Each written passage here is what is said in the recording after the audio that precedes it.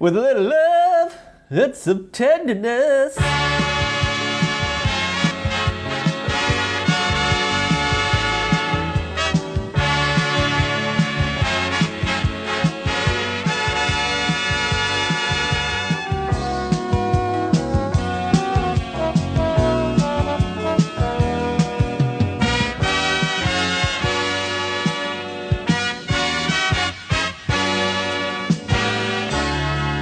Welcome back, everybody. Welcome back to another hot episode of a very special podcast.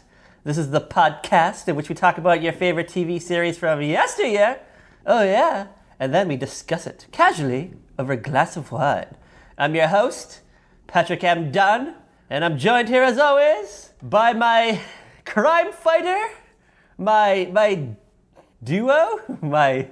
Sidekick? Is that the word you're looking for? Sidekick.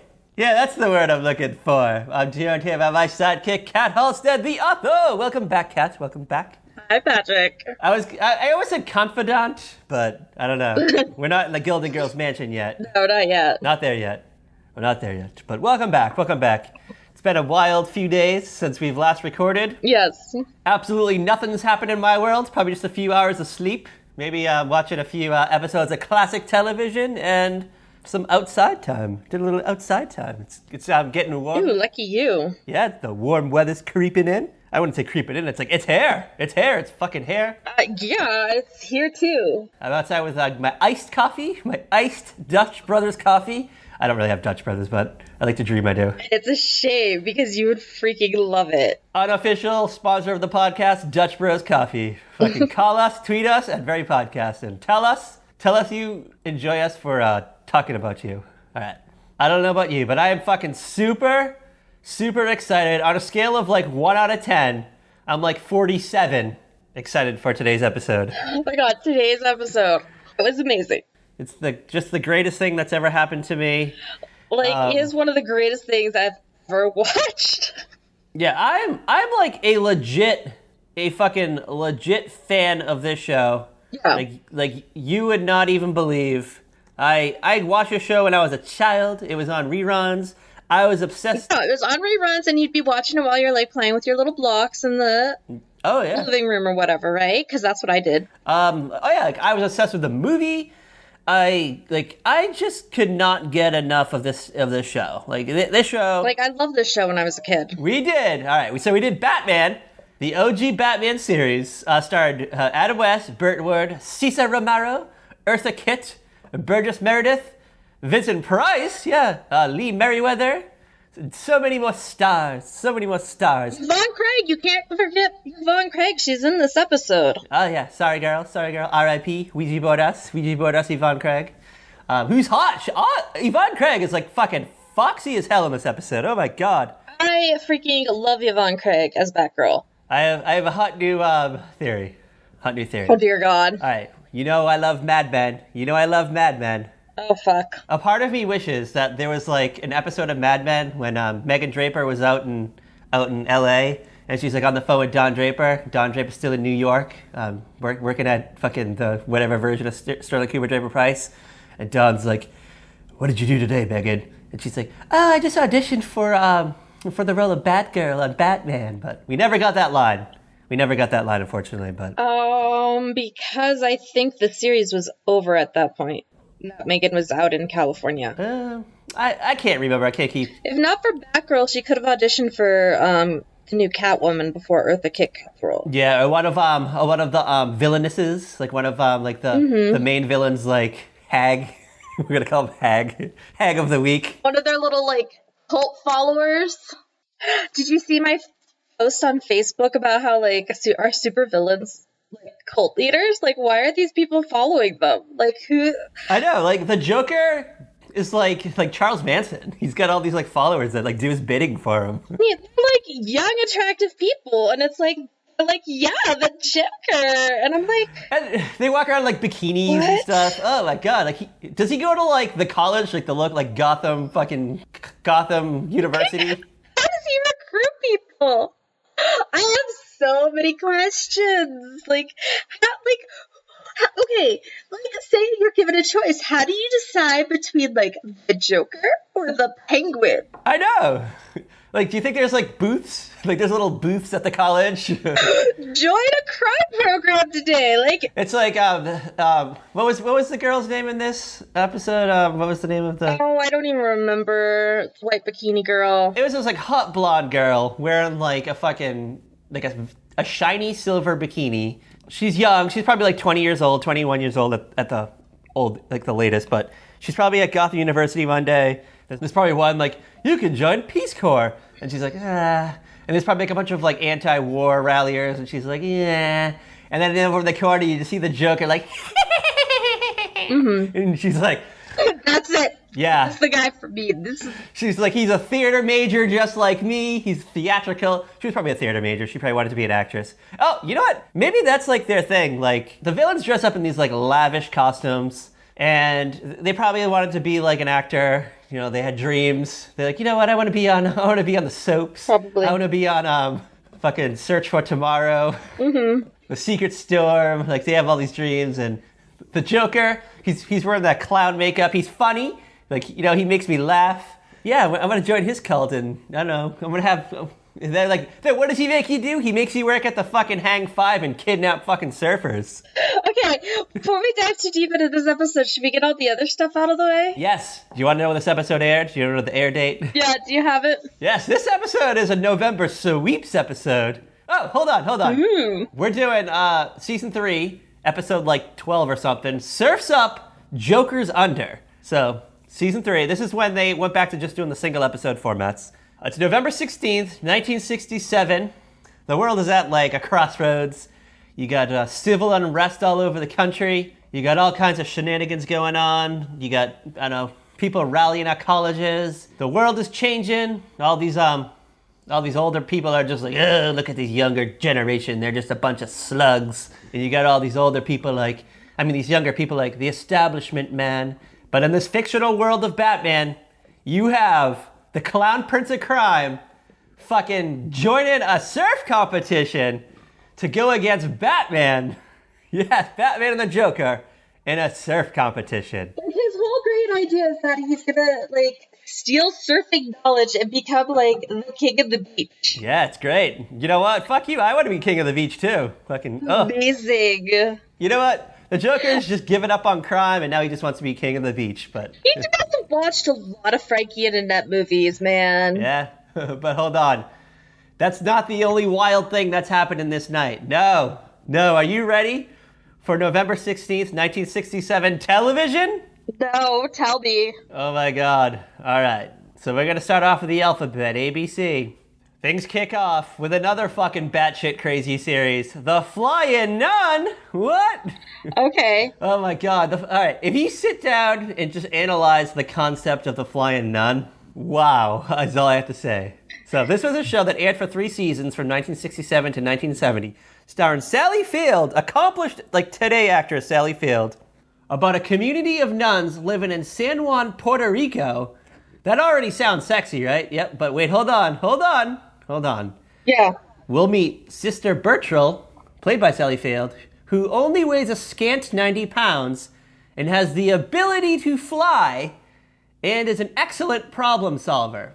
I remember the show. It never really aired a lot like where I lived. It was on like early in the morning on like... Yeah, I never really like I saw it like once or twice really when like Nick at Night might like randomly toss it on. Yeah, but it was on like early in the morning like where I lived. It was on at like 6 a.m. and on like a Sunday morning. And I wasn't fucking waking up to watch this shit. But so I never really like sat down and like analyzed like what the whole purpose behind the show was. So hold on. This is how Sally Field's character explains her ability to fly. When lift plus thrust is greater than load plus drag, anything can fly.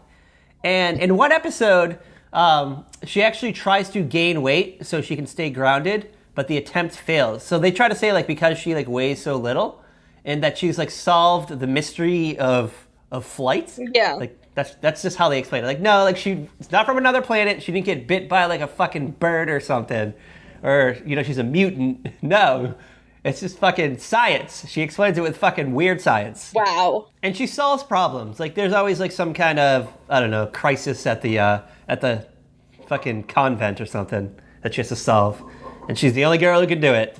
She's the only girl. That's crazy. Television has made me to believe that when I was a child, that, like, when I grew up, like, one person in all of the world would solve everyone's problems. And then we would run into a lot of quicksand. We're done with The Flying Nun. But ABC 8:30, hold on, you ready? Okay. Bewitched! Yes, Bewitched. Hold on. And we're kind of like nearing the end. Like, things are not doing too well for Samantha. So, you ready for tonight's episode? Okay. Tonight's episode is titled Allergic to Macedonian Dodo Birds. Do you know this episode? No, I don't. All right, so Endora and Aunt Clara, they have their powers switched when Endora is exposed to an extinct dodo bird that she discovers or something. Clara wouldn't know what to do with Endora's powers. So I love, like, you know, we're beyond, like, the basic format of Bewitched, and they're just fucking reaching. We're, like, in that season where they're just fucking reaching. Yeah. We probably have the other Darren, the even, like, wet noodlier Darren. Like, I think this is probably when the kids are actually, like, old enough to be on screen. Yeah, like, they went from being a baby to being, like, 8 in, like, a matter of, like, a season. All right. So that's where ABC's, that's what I have for ABC. I know that Batman was an ABC show, so I'm guessing it was probably on at, like, 9 or 9:30. Yeah. It's not in my data, but hold on. You ready? You ready for a wild night at CBS? No. It's not really a wild night, because I've never even heard of the show until today when I did my research.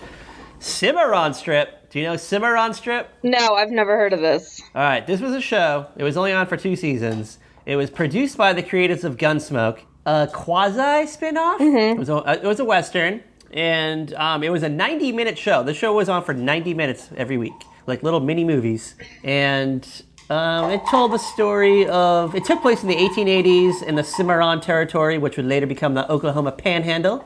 Just, I don't know, what stuff that goes on in Oklahoma, I guess. And hold on. This episode actually sounds interesting. If I'm going to watch one episode of Cimarron Strip, it's going to be this episode. So this is like I think this is like a second season episode.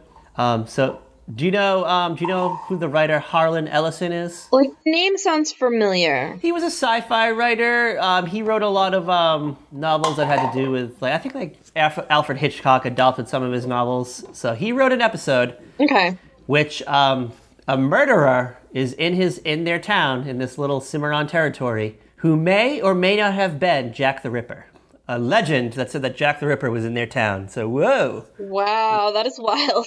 So, I don't know, I probably watched that episode, but it's probably like 1967 dated, and like, I don't know, people don't actually die. Yeah. So that's CBS. That's the only data I have. But are you ready? You ready for NBC? You ready for a wild night at NBC? Yeah, give it to me. All right, we've talked about this show before. Daniel Boone. Daniel Boone, okay. Yes, you mixed it up with Davy Crockett, but it's not. It's Daniel Boone. But also starred Fess Parker, who did play Davy Crockett, though. Okay, somewhere in my mind, I'm right. Yeah.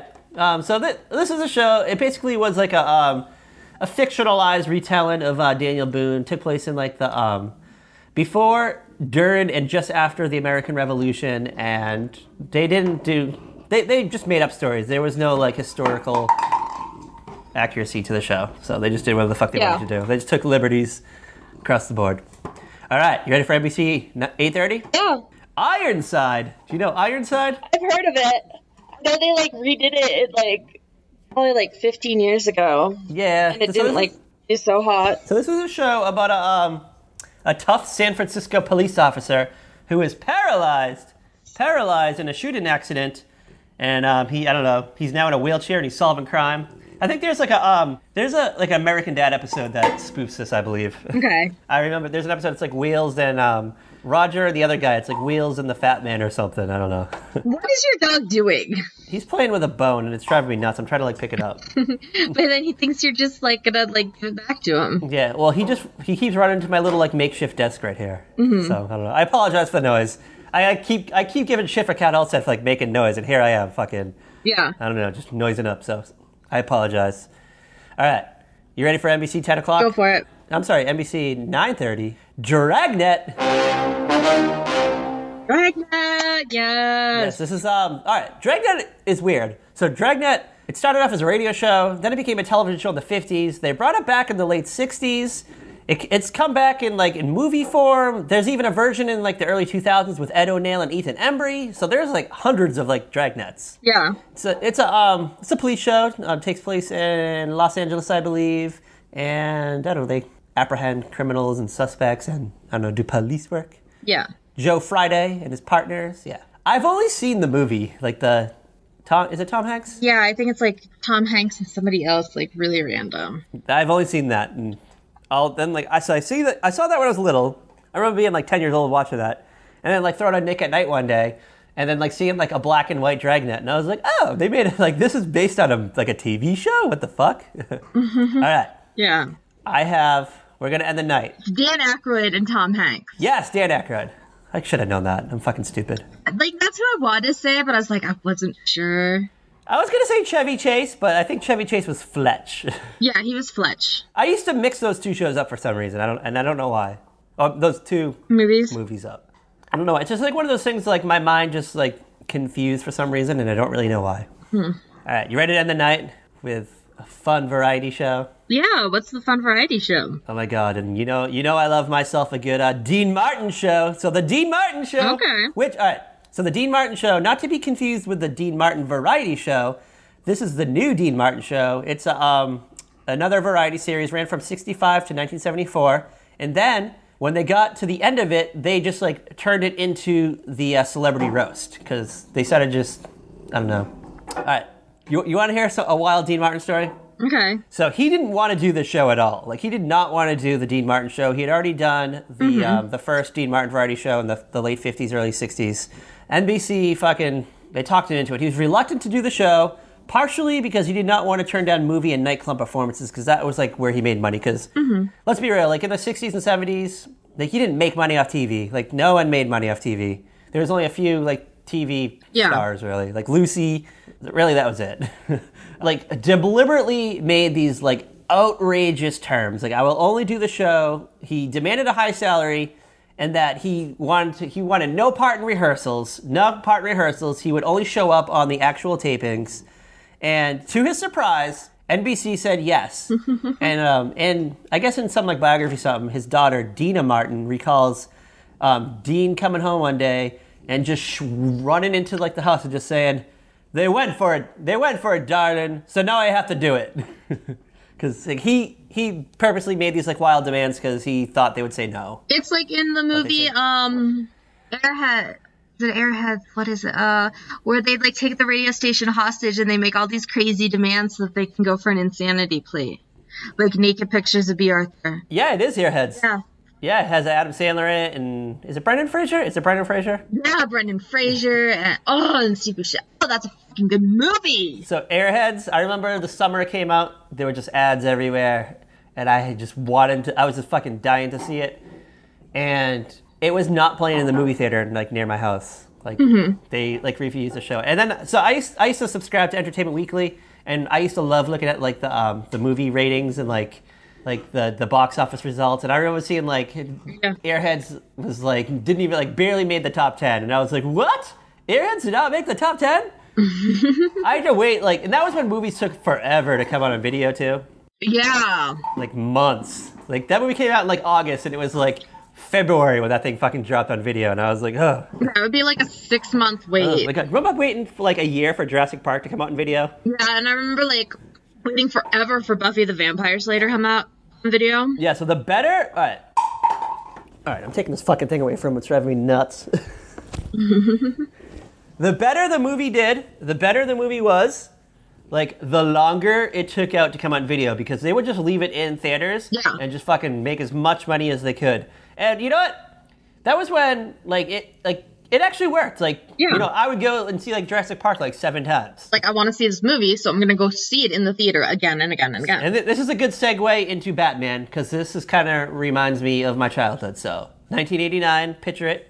Michael Keaton's Batman. Mm-hmm. I remember just being a young child, even before this came out, I was obsessed with, the cartoon. Yeah. The old-timey, I think Burt Ward and Adam West were in it, right?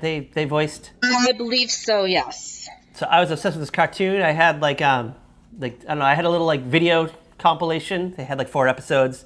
I had the Scooby-Doo episode of Batman on video. I taped it off TV. I would watch it every day. I had the comic books. I had the action figures. And then I remember probably it was probably the summer of 1988. It was probably at Roger Rabbit. I was probably going to see Who Framed Roger Rabbit. Mm-hmm. And I was sitting, or maybe it might even been Beetlejuice. I don't know. And I just remember looking at the screen. Coming Attractions rolls up. And there on the screen, there on the silver screen in front of me, is the bat logo, the bat symbol. And I was like, what is this? Yeah. And there was the first trailer for Batman. I saw Jack Nicholson as the Joker. Yeah. That was about Billy D. Williams as fucking Harvey Dent. Whoa. My life was forever changed. And then that same year, local syndicate network decides to bring back Batman 1960s series, and I was in love. This was the first time I've ever seen it, and I was like smitten. Oh, you didn't see it until then? I mean, it was probably on, but I didn't really see it till then, and I just remember being like blown away by it. Like, it was on every day. But I must have just had the TV on all fucking day as a kid. I probably did, because like if my grandfather was home, he had the TV on all day. So like whatever they were watching, I was watching. So if they were watching reruns of Bewitched, or they were watching reruns of Batman, that's what little Katie was watching. Those fucking cliffhangers, man. I would actually like believe. I was like 7 years old, and Batman would be fucking, I don't know, trapped under, like tied to a board, and there's a laser about to cut him in half. Yeah. And I actually believed. I'm like, oh my god, Batman and Robin are gonna die, and I'd have to wait till like the next day to see what happened. And I was stressed as a fucking child because of this show. every other like, oh my god, say Bat Time, say Bat Channel. I never realized, like, I actually thought, like, this show was this show, like, had just come out. Like, I didn't realize it was, like, fucking 20-year-old show at this time. I thought this was, like, a brand new series. Yeah, we had no clue. And I remember, like, that same year, they had, like, a little, like, World of Wheels, which was, like, a car show at the local, like, I don't know, amphitheater. I got to go see the Batmobile, and it was the 1960s Batmobile, and, oh, my God, I was fucking blown away by it. Amazing. So I got some facts about the show. You want to do some facts, and then we'll get into the episode, and then we can end? Yeah, let's do some fun facts. All right, I'll let you go first, because I know we both have facts. When playing the Joker, Cesar Romero painted over his mustache rather than shave it off. Yes, I you know what? I never noticed that when I was a child, but then like when I found out about that, like as an older adult, like now that's all I fucking see. Like that's all I see. Yeah. Do you remember in the Batman 66 movie, his hair was orange for some reason? Yes. And it fucking confused me. I think let me tell you, that's the first time I introduced Axton to Batman was through that movie. There was like a problem with like the hair dye. They didn't have time to like redo it, so they just had to like they had to roll with it. Because I think... Well, I mean, they didn't have, like, Manic Panic and Splat and all the stuff that we have now. Yeah, so I guess... All right. They just had, fucking Kool-Aid and Jell-O. Yeah, because I think the movie came out between season 2 and 3. Mm-hmm. And they had, like, a small window of time to film the movie, because then they had to get back into the series. Yeah. So they didn't have time to, like, go back and, like, reshoot it and stuff. So they're like, whatever, fucking Joker will have orange hair, and we'll just roll with it. I don't know, maybe he went to the same... hairdresser as fucking Lucy. Maybe. So when this TV series came about, producers had been itching for a superhero show for some time, based on the success of The Adventures of Superman and The Lone Ranger.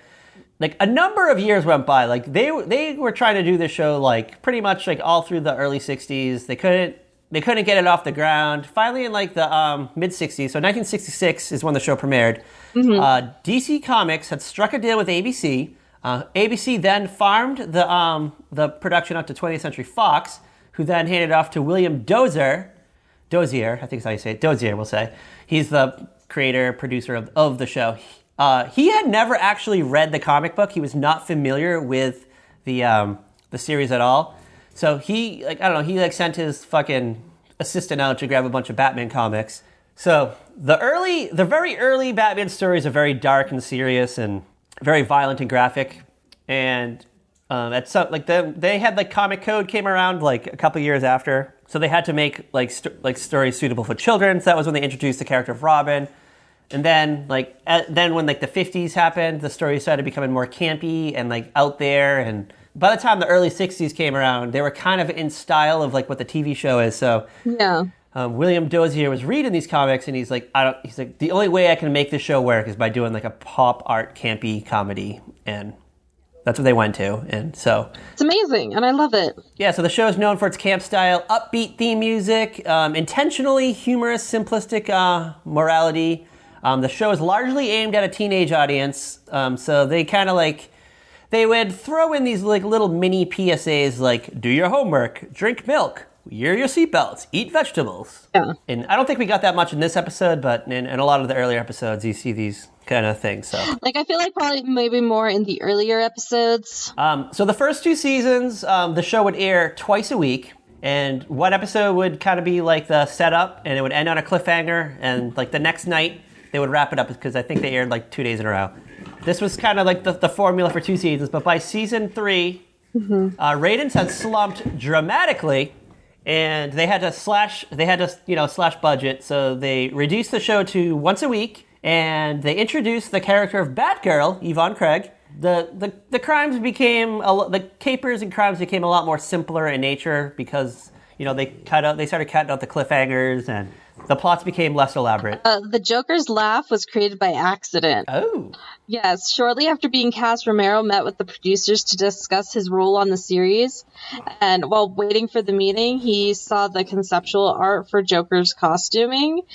And Romero felt the pictures almost looked absurd, and as a result, spontaneously broke out into a playful, loud, and almost maniac laughter. And the producer overheard it, responded by telling Romero, "That's it. That's your Joker laugh." Yeah, because in comic book form, it just says ha ha ha ha ha ha ha ha ha. Yeah, and then it like kind of became like his actual laugh after doing it for so long, for so many years. Yeah, I think Jack Nicholson carried it over. Mark Hamill in the Batman animated series mimics it. Even Heath Ledger, and Jared Leto, everyone. It's kind of like a signature now. All right, top 3 Jokers. Okay. Ooh. Go from your least top to your most top. Ooh. Jack Nicholson. Okay. Caesar. Okay. Heath. All right, mine's controversial. Out of the top 3, I actually put Heath Ledger at the bottom of the top 3. Okay. I do love I do love a dark Joker. I do love a good dark Joker. Mm-hmm. That was fun, but I don't know. He's too serious. He was it was a good story, but it's too serious. So I will then say Jack Nicholson. Put him at 2. I feel like Jack Nicholson, as far as in the modern era, really captured the essence of the Joker. But my fave though, Cesar Romero. Yeah. Goddamn, he's the best. The best Joker. I don't know, my go-to Joker. I mean, to be fair, he's the Joker we grew up with the most. And I feel like he's written the way the Joker should be written. The Joker should be fun. The Joker should be a clown. He should not be like this dark, psychotic, cutting people's faces off and stuff. I mean, I guess hey, I think we've talked about it before. I know you and I have actually talked about it before. How I just think DC stuff is just so dark these days. Oh, for sure. It's not fun to watch. If I'm gonna watch a Batman movie, I'm either gonna watch the Adam West one, or I'm gonna watch a Michael Keaton one. Oh yeah, for sure. Or if I really want a good laugh, I'll watch the George Clooney one. Yeah, you know what? A lot of people shit on that movie, but I think it's fucking great. I fucking love the freeze puns. No, I love it. For a while, it was maybe my favorite Batman movie. I haven't watched it in a long time. I'm a little afraid to go back, but I mean, it also had our queen, Alicia Silverstone, in it. Oh, all right. So she's Batgirl, so Batman and Robin, 1997. I feel like that show is in the true essence of the 1960s series. It just goes for it. You get Mr. Freeze, Arnold Schwarzenegger as Freeze with all these freeze puns. You got fucking Batman and Robin on ice skates. They just tap their ankles and ice skates come out. Oh my god, you got people in these neon fucking uniforms. Oh, it's a fucking wild ass fucking movie. Yeah. And I think at the time, I hated it when it first came out. It made sense. The anger, the rage. We had Batman and Batman Returns. 2 of my favorite movies growing up. Pivotal movies. I watched those movies. Mm-hmm. I fucking love Michael Keaton as Batman. It was great. I kind of liked it without Robin. It's you know what? It works. We don't need Robin in this world. Robin's too goofy. Doesn't quite work. Then Batman Forever came around. I liked it at the time. I thought it was good. But then in the long run, I was didn't work for me. Yeah. And then Batman, I'm like, George Clooney is Batman? What? Chris O'Donnell back? Alicia Silverstone? Arnold Schwarzenegger? Uma Thurman? What? I don't know, ninth grade me was just not for it. But then I watched it like a couple years ago. I actually own it on DVD, actually.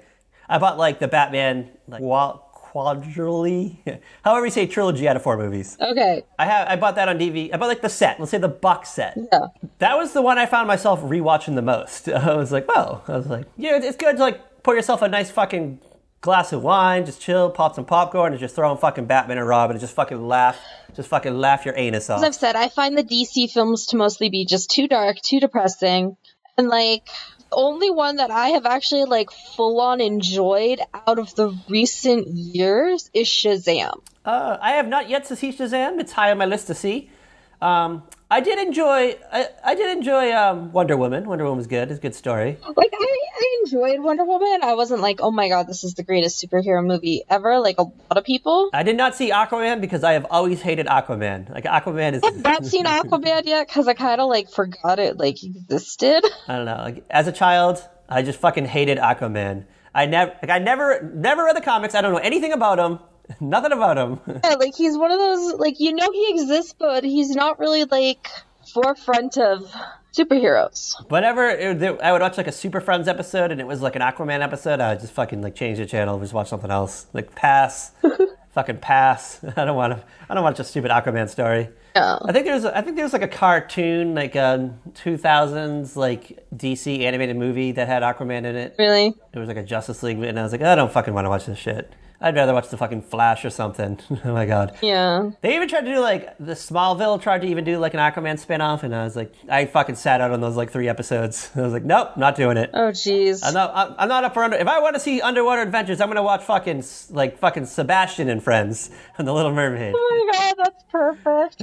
Perfect. Loki, The Little Mermaid like cartoon like animated series. Fucking great show. Fucking great ass show. I probably watched it like a handful of times. I don't think I watched it very often. Oh my god, it's a fucking great show. And I watched it like a year ago to see if it held up, and I was like amazed. Like it's like a mini ass movie. It's fucking great. The voice actors are the same. It's fucking awesome. Oh, that's always nice. Yeah, it's fucking great. And it's a prequel to The Little Mermaid because I was always confused because I was like, wait, didn't you go back on land? But it takes place before the movie, so. And Eric shows up here and there. Like sometimes like Ariel will be like up near the shore, and she'll see like a handsome man, but he doesn't have any speaking lines. You just see him. So shout out to continuity. Shout out to continuity. But we're not here for the Little Mermaid animated series. We'll get there soon. No, we're not. We'll get there for Disney when we do Disney Afternoon Month. Coming soon. When Disney Plus rolls around, because we don't got time to find this shit right now. We don't. All right. We need to get into this episode. Yeah, we need to get into Surf's Up, Joker's Under. The wild episode in which Batman and Joker are in a fucking surf contest. So this episode is just amazing in so many ways. All right. We start out at like the beach, and Gotham Point. It's Gotham Point. and you know, Barbara Gordon's just chilling with her new boy toy, Skip. They're on the beach. He's like this amazing surfer, and he's only got eyes for her, but this blonde totally has a thing for him.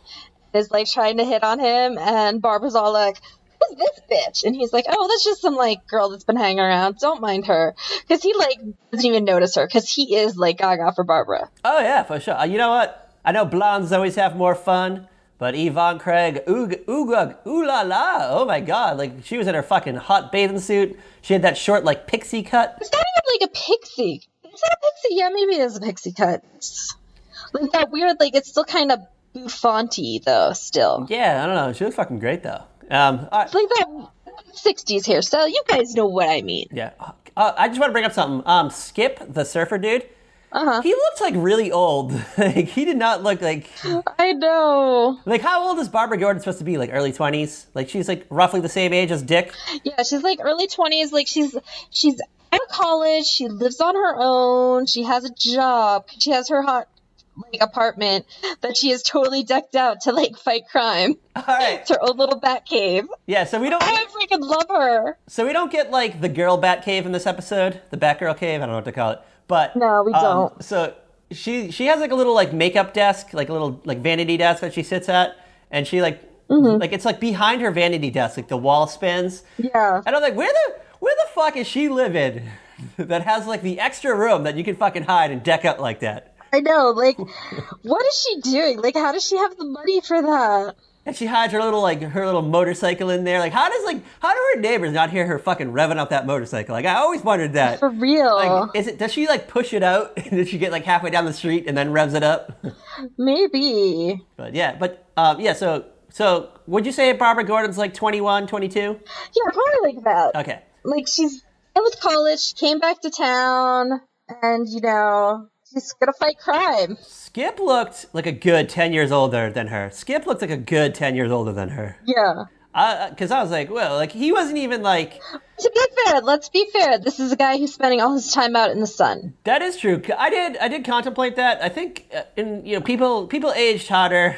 Back in the day, we've learned that watching... Yes, we've learned that the hard way. They were doing all this fucking smoking and not wearing sunscreen and fucking, I don't know, boozing. They didn't believe in hydrating properly.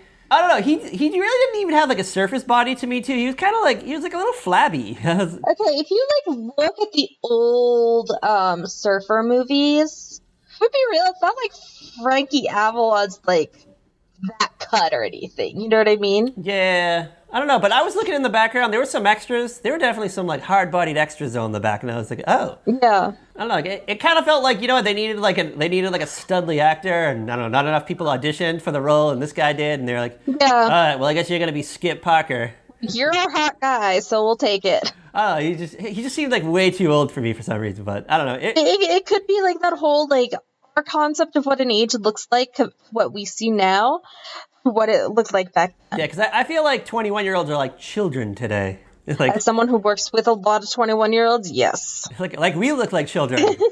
We're like nearing 40, and like we look like fucking children. So I know. I had another coworker the other day like stare at me like confused when they found out how old I was.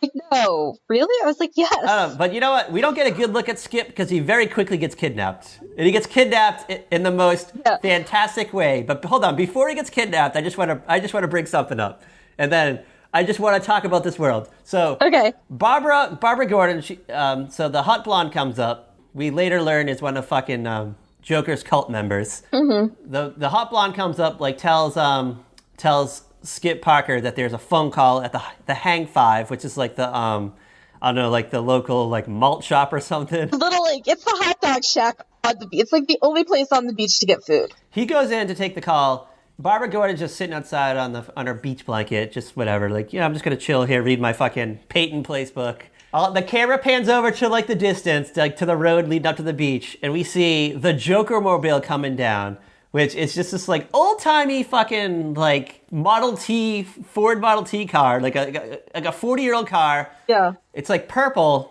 coming down. The Joker's driving it. There's like 6 other goons in the car with him. I had to just like sit back and just like take this in for a minute. Just imagine this. All right. This show's been out for 3 years now. And so obviously Gotham City knows that the Joker is like a criminal mastermind. He's a clown prince of crime. Everyone's aware of who he is. Yeah. They know he's like robbed banks. They know he's like stolen diamonds, all kinds of shenanigans, stolen valuable artwork.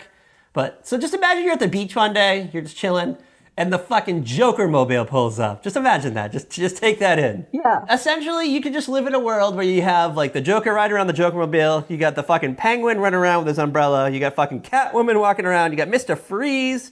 You just got like criminals galore. Like, what the fuck? Yeah. Just take that in.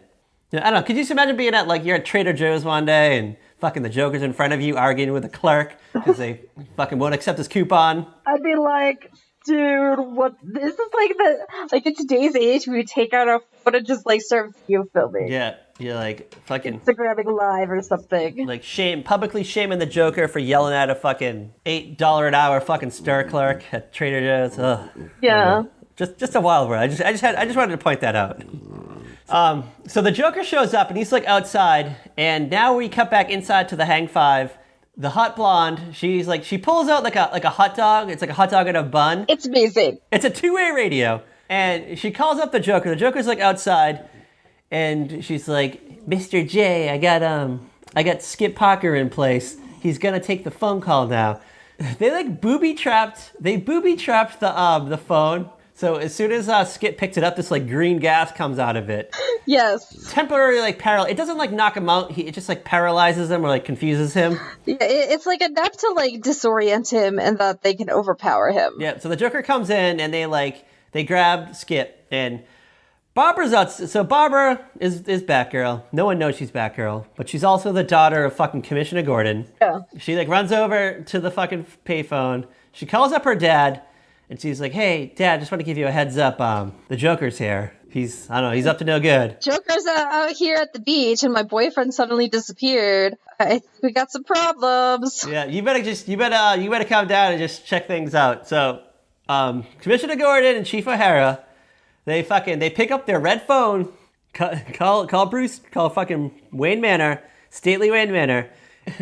I love that like Bruce Wayne and fucking Dick Grayson, they're just always at home, just fucking waiting for crime to happen. Even though like Dick Grayson tried to get his surfboard ready so he could go surfing. Yeah, he's in his board shorts too, which is great. Yeah. They're like, oh no, I guess we're gonna have to cancel our fucking surfing trip. We're gonna have to go down to Gotham Point. And there's a fun line, like it's just like, well, I guess it's gonna take us too long to drive there, so we're gonna have to go drive down to the airfield and then take the Batcopter. Yeah. You mean, like, I just sit back and I just like think of this world. It's like, all right, so they get in the Batmobile, drive to the airfield, and they leave the Batcopters there. So like the city just just allows this to happen. Fucking taxpayers' money to fucking house the Batcopter, wash it, and fucking gas it up. Oh my god, it's fucking great. I guess it's going to take a little while for Batman and Robin to get there, so Chief O'Hara and Commissioner Gordon are like, all right, we're closer, so we'll head down there and scope things out until you get there. Yeah, we'll be in disguise too, don't worry. You can find us, we won't be that disguised. So they go down and they dress up like 1930s like beachgoers. It's amazing. They have the full body like bathing suit on. They pretend their names are Duke and Buzzy or something. It's a Duke and Buzzy. Something ridiculous like that. These are like the worst surf names ever. And so they go into the Hang Five, and there's like a party going on in there now. Now there's just like a bunch of like beachgoers. They're all there dancing to some like weird fucking I don't know. There's some like weird hippie band there. Yeah, there's like some weird band, and the whole band has green hair. So I'm like watching this, and I'm kind of side-eyed in this band, like, are you part of the Joker's cult? Come on, guys. Yeah, so I looked this up. They're like an actual fucking band. Like, they still perform today. Like, members of it are still around today. Oh, wow. Yeah, and they actually, like, played a song. Like, we kind of get, like a 40-second, like, music interlude of them playing on the beach. Buzzy and Duke comment on it. Then they go into the Hang Five. The music is still playing. There's all these, like, shirtless people, girls in bikinis, like, dancing around the Hang Five. And the hot blonde is just like standing behind the counter. So it's like, all right. Mm-hmm. So not only is she a henchman, but she also has to like work at this place. She has to like. Well, like they kidnap the one guy, and they have him like hidden in a barrel. Oh yeah, on the beach, chained up. So somebody has to run the Hang Five, so nobody like thinks anything's awry. Oh yeah, Hot Dog Harrison. I'm sorry, I forgot about Hot Dog Harrison. So Hot Dog Harrison runs the Hang Five. They kidnap him. They throw him in like a trash barrel. They like chain it up. He's like banging on the trash barrel. And at one point, Chief O'Hara's like commenting on, hey, Commissioner, did you hear that like knocking noise? Sounds like it's coming from this barrel. And Commissioner Gordon's like, I just think it's all that fucking racket, all that like wacky teen music. That's what you're hearing. It's those fucking Congo drums and those steel drums. And he's like, oh, I guess you're right. Okay. But meanwhile, it's fucking Hot Dog Harrison trapped in a fucking trash barrel. Like, chained up. It's like the worst chaining job too. It's like the chains are just like through the top lid, like handle on the top lid, and like through the handles on the other, but nothing's actually like locked up. I feel like he could have like slid, like he could have just knocked that barrel over and just like rolled out of it very easily. Probably. When they eventually showed him come out of the barrel, he looked way too big to be in that barrel too. It was a big barrel though, dude. Even though it was like a big barrel, for like someone to actually like be in there, like they could have thrown someone in there just for a second, just for like film the scene. But for him to be in there like that whole time, like I don't know, like you would have seen like the movement. Yeah. But all right, yeah. So now like the hot blonde like has to like temporarily run the Hang Five. So it's just like weird though that there's still customers coming in and she's still like serving hot dogs and drinks and stuff. So I'm just like, not only is she like being a criminal mastermind, she has to fucking, I don't know, like take orders and stuff. So it's great. It's fucking. And she has to like run this little hot dog shack. Yeah. So it's funny because, all right, so the Joker eventually comes into the hot dog shack, and the hot blonde like points out to the Joker that like there's two squares over there that are obviously not fucking beachgoers. It's Buzzy and Duke. The Batman comes in. Oh god. Batman comes in and he's like eyeballing the place trying to find Commissioner Gordon and Chief O'Hara, and they casually go, like Batman and Robin casually go over to the booth they're sitting at, like they're trying to make it not suspicious at all, so like no one will notice it. Got two bed, two guys in tights, like sitting in a hot dog shack. Like, come on. They're trying to be discreet. And like plot their next move. Fucking the hot blonde is like, always, she like picks up the hot dog again. She like radios the Joker and says, "Hey, fucking Batman and Robin are here with these two. Obviously, they're fucking cops. The Fuzz are here." And the Joker's like, "I don't care. I'm about to get all the surf knowledge in the world." Yeah, so there's the greatest thing ever. So we cut over. So like, it's gotta be nearby. It's probably like a few buildings down. It's like the Joker's hideout. Yeah. And it's like his little like warehouse or something. I don't know. It's like a cabana maybe. Maybe they repurposed the cabana. So he has this. Yeah, like it's just like a room. He has this fucking wild invention. He basically like tapes like a headband to his head and a headband to Skip's head. And when he hits a button, it'll transfer like all of Skip's surfer knowledge over to the Joker. It will make like the Joker like an instant surfer pro. Yeah. And I'm just thinking, it's like, why don't you kidnap like a fucking brilliant scientist or something, or somebody else? Like the Joker's plot, like, all right, so he wants his intentions were he wanted to win this like surf contest. For what? Like, what was the point of winning the surf contest? Like, I don't think it's... I don't know. There, like, I don't think we really know why the Joker wants to win the surf contest. He just wants to be like, maybe he thinks he will get more cult followers if he wins the surf contest. Yeah, because he's like, all right, I want to win the surf contest, and then I'm going to take over the city after. And it's like, why don't you just take over the city? Why do you have to be in the surf contest and win it? I don't fucking get it. Like, I don't know. I don't understand it, but it's amazing. You know what? All right, I have a theory. I have a new theory. So the last 2 years, the Joker's been rallying up all his little cult members, but you know what? Maybe numbers are dwindling. Maybe numbers are starting to dwindle. People are starting to catch on. I mean, I'm sure there's a few who are stuck in prison somewhere. The students are starting to like pick up that, hey, you know what?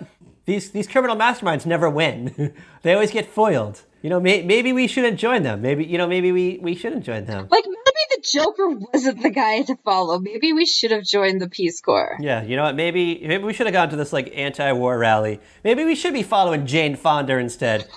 And, like, you know what? How come no one, like, follows Batman and Robin? Like, you would think, like, Batman and Robin would have all these, like hot followers. But I also want to point out, so in most episodes that have, like a hot, like, chick, Batman always falls for that, like, woman. But I don't know. Well, yeah, there's none of that in this one. No, like, I don't know. Like, maybe he's just tired of it, too. Maybe he's just... Well, because, you know, he's got that weird flirtation going on with Batgirl. Yeah, and Catwoman. I don't know. Bruce is getting older. Maybe he doesn't want to, like, just have a little ring-a-ding-ding. Maybe he wants the real thing. Like, he's ready to settle down now. Yeah. He needs himself a lady. Robin's gonna, like, graduate college, and he may leave him. Like, he's gonna be lonely. Are you familiar with, like, the real-life shenanigans between Adam West and Burt Ward? No. During the actual filming of this show, Adam West and Burt Ward just, like, they fucked, like, everything in sight. There's like Burt Ward. I haven't read the book, but I've heard about it. Mm-hmm. He like wrote an autobiography like about just his time, like when he was on the show. Like they just fucked like every like female that was ever on the show. Like all those like extras that came on. Wow. They would go out to the clubs and they would just fucking penetrate women. They were just this like they were like a dynamic duo of sex. Yeah. And like they just and like this was like before like AIDS and everything. So like it was just like unprotected. There's probably like little Burt Wards and Adam West all over the world right now. Oh, probably. So they used to have to tie, I guess fucking Burt Ward was like hung in real life, so they used to have to like tie his dick back when he wore these little tights so you wouldn't see like his bulge on the show. They had to like tie it between his fucking legs. Yeah. So he would always like talk about how it was just uncomfortable being on the set because he was like squeezing his fucking balls. Wow. Yeah, so that that's a little side story of maybe it's time that Batman wanted to settle down. He's like, you know what? I stuck my dick in every Jane in town. Yeah. I just want to settle down. Just want to start a family. Little Dick Grayson is getting too old. He's gonna run off and have his own little adventures. So I need a new ward. So the Joker is now a surf genius. Batman finds out where his little hut is, and they break in. But hold on. Batman and Robin, they get captured. They get tied to like a platform. Yeah, they get tied to this like medieval torture device type thing. Yep, and they're gonna start spraying. They start spraying Batman and Robin with some foam, some like weird plastic foam material. Yeah. And they're gonna turn Batman and Robin into a surfboard. Because of course, why not? Oh wait, hold on. We missed out how they got captured though. I brushed over. Oh yeah, that. how did they get captured? I forgot. All right, so one of the goons found some like rare sea urchin spines that were like dipped with poison. Of course. So the Joker knew that the Batman and Robin were gonna come through this very specific window. So they're like, well, wait right here for Batman and Robin to come through this window, and then when they come through this window, we'll attack them with these sea urchin spines, which they do. So now Batman and Robin, they get hit with these sea urchin spines, which like paralyzes them or something. So now they get tied to the board. Then they get sprayed with this like foam plastic stuff, and they obviously went to a commercial break. So when they come back from the commercial break, there's two fucking surfboards on the board. Yes. So Batman and Robin have been turned into surfboards, and I guess that they're not going to be covered in wax, and then they're going to the Joker is actually going to They're going to be covered in like shellac and then wax, and Yeah, and that's the board the Joker's going to use in the surf competition. But hold on. In fucking Batman's utility fucking belt, he has some device causes the surfboard to explode, and the explosion of the surfboard activated some antitoxin that killed the sea urchin toxin. The Joker's foiled again, but hold on. He outsmarts Batman because he's like, you can't because they don't know where Skip Parker is. They can't charge the Joker. They can't charge the Joker for a crime because they don't have a body, I guess, so they can't. Yeah, it's basically. So Batman's like, I guess you got me, Joker. I guess you got me. So he's like, so I challenge you to a surf competition. Yes, why not? So now we go outside to the beach. There's fucking judges. And we have the Joker and Batman in a fucking surf competition. I'm gonna hand it to the fucking Joker. The Joker actually did better than Batman. Batman was struggling to stay on that board. At the Batman had shark repellent! A shark approached Batman, and Batman had the shark repellent. It scared off the shark. And the judges gave Batman points for escaping a shark, and he wins. The Joker's like, what, I got 1 point? What the hell, man? And Batman gets 50 points. Yeah, the Joker gets 1 point for all these tricks. He gets 1 point. Batman gets 50 points for fucking outsmarting a shark.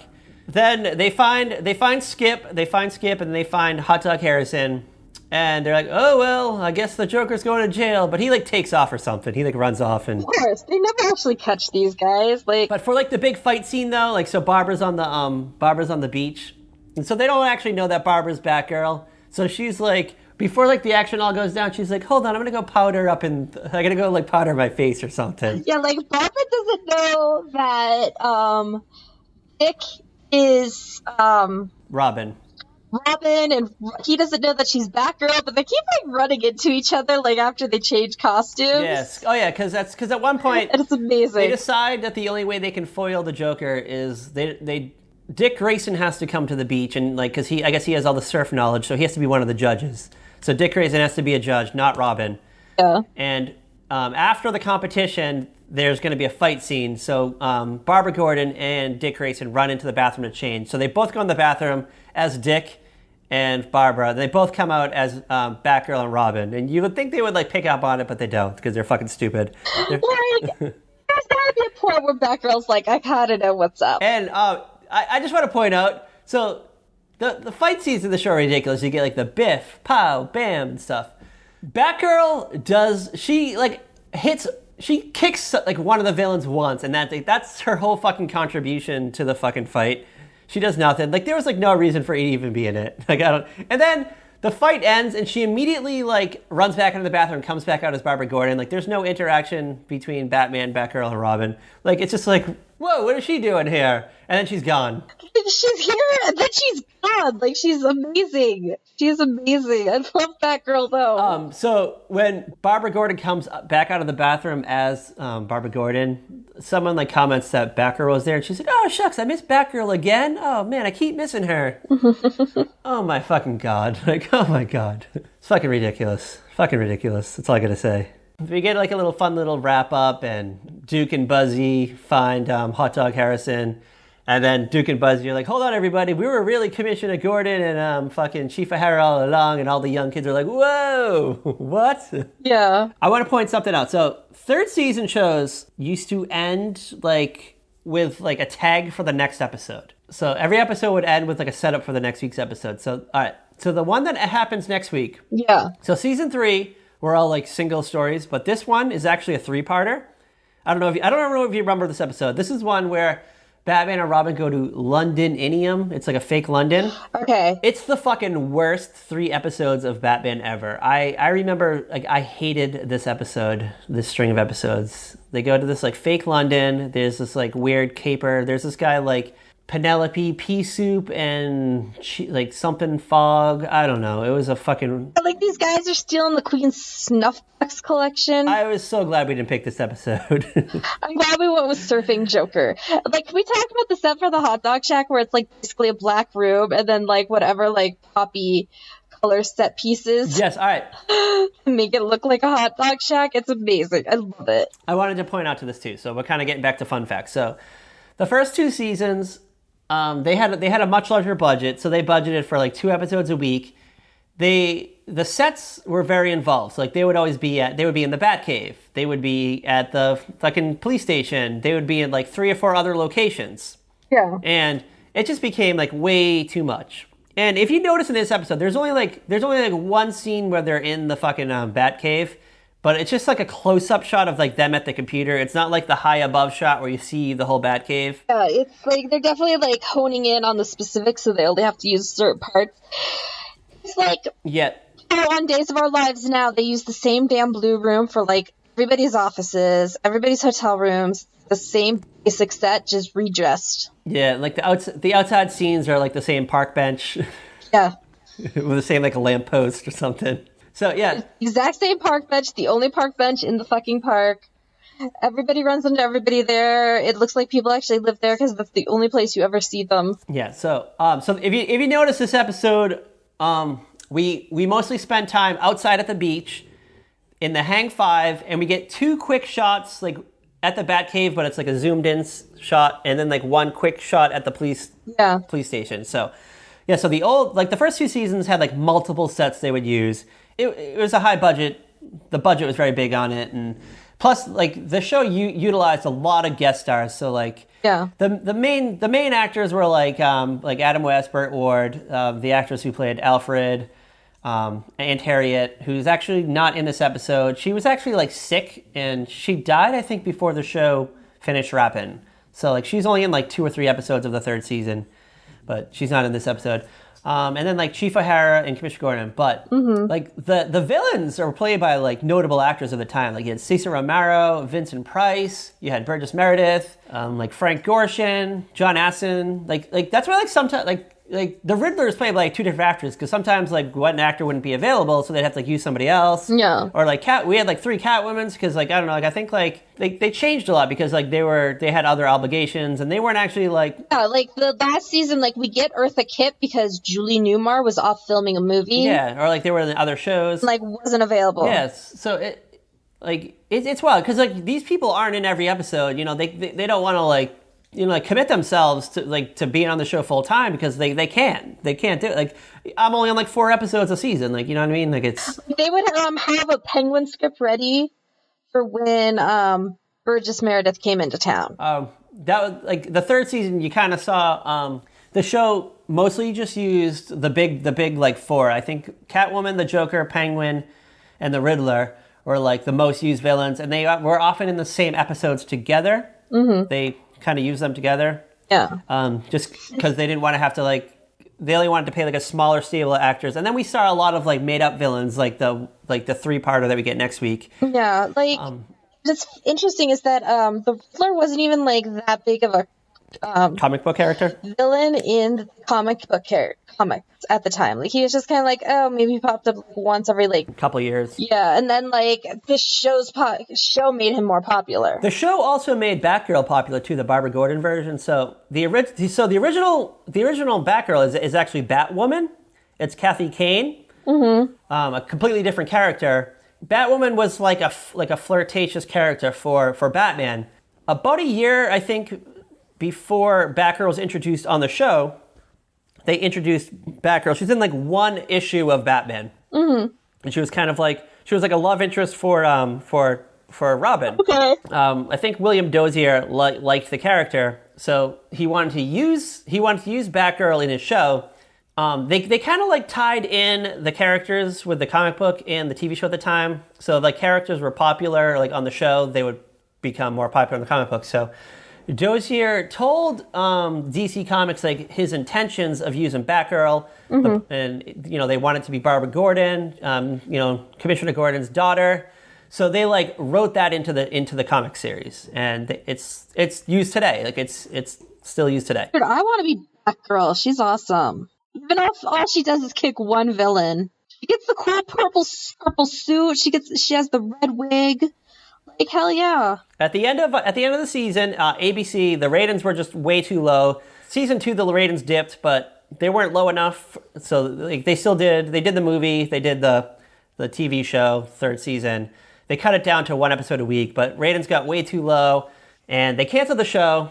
And NBC actually picked the show. Like they actually picked the show up. They bought the show. They were going to do the fourth season. However, the production company, 20th Century Fox, someone at the show didn't realize it, so they destroyed all the existing sets, and NBC didn't want to pay to rebuild everything. Yeah. So they were... I'm noticing a trend. These networks don't want to pay to rebuild destroyed sets. Show was canceled. Never came back. However, hold on. Adam West and Burt Ward, they reunited as Batman and Robin in several animated series throughout the 70s, even into the 80s. And about a year or two before Adam West's death, Adam West, Burt Ward, and several of the other surviving Batman original, I can't remember which Catwoman they used. It might have been Eartha Kitt, I think. They recorded two animated movies. They voice recorded two animated movies. I don't know if you've seen them. They're on Amazon Prime, or they were last year. No, I saw a bunch of Batman animated movies on Amazon Prime when I was looking to see where I could find this episode. So there's two. So before I had to go down to iTunes. So they recorded the movie simultaneously. So the first one is called like Return of the Caped Crusaders, and it's done in the style of Batman 66. It actually takes place in the 60s. It continues as if the show never ended. And then the second one is Batman and Robin versus Two-Face, and Batman 66 series actually had intentions of using Two-Face. Supposedly a script was written, but the episode was like deemed too dark, so they never filmed it. And rumors suggest that Clint Eastwood was going to play Harvey Dent / Two-Face. Okay. But I guess the script was too dark for television, and they could never feel like they felt like they needed more time to try to like lighten up the story, and the show was canceled, so they never had time. However, the Batman animated movie, which came out like a few years ago, used elements, I think, from that abandoned script. Okay, that makes sense. Yes, and it's really good. And William Shatner does the voice of Two-Face in this. I just want to point out. Oh, okay. Fuck. Like, I don't have enough crap I need to be watching, and now you're gonna get me watching like some ridiculous Batman animated movie. God damn it. A part of me wishes they thought of doing this like years ago, because Adam West and Burt Wood obviously sound like a little bit older, but once you get past that, you just like after like 20 minutes you forget that they sound too old to be Batman and Robin. But they were very successful. They were wildly successful. So there is talks of them like continuing to do it with like another voice actor as Batman, but I don't know. We'll find out. But there is a comic series. Better call up Michael Keaton, because he's the only other one I would approve of. There is a comic book. DC did make a comic book before they did the animated series. I think it's since been canceled. But it is called Batman 66. in which it takes place in this universe. Yeah, isn't like there one where like they cross over with Archie and the gang? Yes, and there's one. There's another Scooby-Doo crossover too, I believe. So Okay. So that's all my Batman facts. I don't know if you have anything hot to add. That's really like all I have. Like for now, yeah. That's Batman. Hey, you know, we have to ask this question. I have to ask you this question. Who's your favorite Batman? Michael Keaton. Yeah, Michael Keaton. Like I think Adam West is fun and campy, but I will point out that I own this whole series. I own the complete collection. Mm-hmm. Once you get through like 15 episodes, the formula just becomes very tiring. Very tiring. So I can only like watch it in like spurts. You can only watch so much at a time before you're like, okay, I'm done. And that's why we chose the season 3 episode, because it was just a single story, and it kind of broke away from the formula a little bit, I guess. I don't know.